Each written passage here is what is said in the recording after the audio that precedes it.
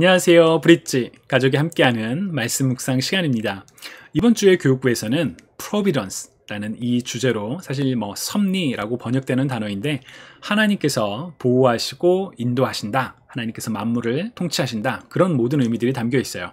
그래서 하나님의 손 안에 있습니다. 이제 그런 의미들을 가져왔는데요. 바로 이 Providence라는 주제를 가지고 함께 예배를 드렸습니다.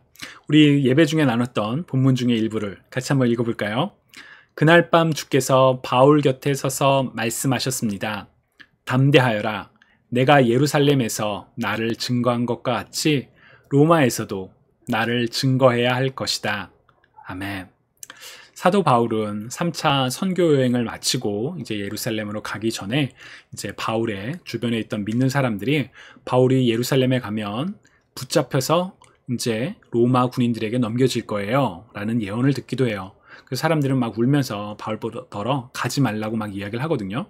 그러나 바울은 왜 나를 위해 울고 계십니까? 나는 예수 그리스도를 위해서 감옥은 물론 죽기까지도 각오하고 있습니다. 그런 말을 하고 예루살렘으로 가요.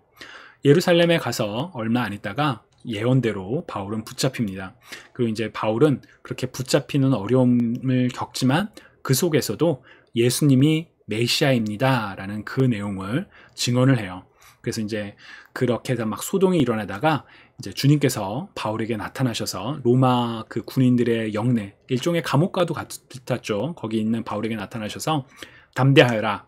내가 예루살렘에서 나를 증거한 것 같이 로마에서도 나를 증거해야 할 것이다. 라고 말씀을 해주세요. 그래서 이제 예배 중에는 바울이 고난 속에서도 계속 복음을 전할 수 있었던 이유는 무엇일까요? 라는 질문을 했어요. 여러분들, 바울은 어떻게 그렇게 고난 속에서 계속 여행을 다니며 자기를 미워하고 막 때리고 쫓아내고 심지어 막 죽이려는 사람들이 있음에도 불구하고 복음을 전할 수 있었을까요? 어떤 이유가 있을까요? 이제 설교 중에는 바울은 복음이 진짜 구원의 메시지라는 걸 알기 때문에 그것을 전하고 싶었다. 바울은 하나님이 사랑이 많으시고 구원해 주시는 분이라는 걸 알았기 때문에 담대할 수 있었다. 그리고 또 바울은 하나님을 사랑하는 마음이 너무나도 커서 하나님을 기쁘시게 하는 그 일을 하고 싶어서 그렇게 했다. 이제 이런 저의 이제 생각이거든요. 사실 정답이 있는 게 아니라 여러분들도 한번 생각해 보시면 좋을 것 같아요. 바울이 고난 속에서 계속 복음을 전할 수 있었던 이유는 뭘까? 그리고 그 이유를 발견하신다면 그럼 나는 내 삶에서도 내가 어려움 속에 계속 신앙을 지키며 복음을 전할 수 있을까? 라고 한번 우리 자신에게 적용해 보면 어떨까요? 그리고 이런 질문도 했어요. 이제 하나님께서 아까 우리 읽은 11절에서 담대하여라. 내가 예루살렘에서 나를 증거한 것 같이 로마에서도 나를 증거해야 할 것이다. 라고 말씀하셨던 이유는 무엇일까요? 사실 하나님의 생각을 우리가 다 알 수는 없겠죠. 그러나 저는 그렇게 생각을 해요. 하나님께서 이 말씀을 주시면서 바울에게 힘을 북돋아 주시는 것. 어쩌면 바울은 막 너무 힘들었을 것 이제 좌절하는 스타일의 사람은 아니었으니까. 그렇지만 만약 마음이 이렇게 낙망하고 있었다면 담대하여라 라는 그 말씀에 굉장히 힘을 얻었을 것 같고, 그리고 로마에도 가게 될 거다 그 말을 들으며 내 앞에 어떤 일이 생기는구나. 바울은 자신이 어떻게 로마에 가게 되는지 알지 못했어요. 그리고 이제 실제로 이 가게 되는 과정이 그 죄인으로서 압송되는 그런 과정이었거든요. 그 과정에서도 하나님께서 계속 함께 하시는 그런 내용들이 사도행전에 기록되어 있고요. 그래서 이제 그런 내용을 통해 하나님께서 이 모든 과정을 인도하시는구나, 컨트롤 하시는구나, 나는 하나님의 섭리 안에 있구나, 그런 것을 가르쳐 주려고 하셨던 것은 아닐까라는 생각이 들거든요. 그래서 우리의 삶도 그렇게 하나님의 섭리 안에 있다라는 이것을 기억하는 게 참 중요한 내용이라고 생각합니다. 가스펠 프로젝트에서는 이런 질문들이 있어요. What are some trials or difficulties we have been through individually or as a family? 우리가 개인으로 혹은 가족으로 겪었던 시험이나 어려움들은 어떤 게 있나요? 사실 브릿지 토크가 우리가 가족이 함께 신앙을 나누는 이야기가 여러분들 어떻게 하시나요? 그러니까 저 같은 경우는 이제 밥 먹다가 그냥 이렇게 툭툭 아이들에게 던져요. 아빠는 옛날에 이런 일이 있었는데, 그러면서 하면은 아이들이 또 귀를 쫑긋 세우고 듣거든요. 특히나 이제 미국에서 살다 보니까 아이들이 이제 영어가 더 익숙함에도 그렇게 한국말로 던지는 내용을 귀를 기울여 듣더라고요. 그래서 저는 그런 생각을 해요.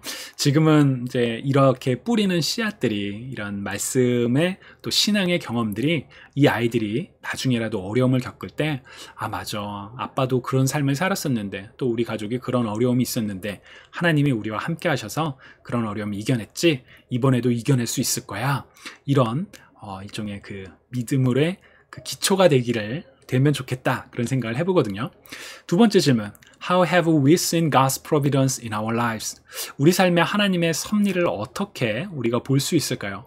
사실 하나님께서 만물을 다스리신다는 거 우린 너무나도 잘 알고 분명한 사실이지만 때로는 그것을 못 보고 넘어갈 때가 있어요. 그럴 때는 우리가 세상을 바라볼 때 나 중심의 관점이 아니라 하나님의 관점으로 바라보는 연습이 필요하고요.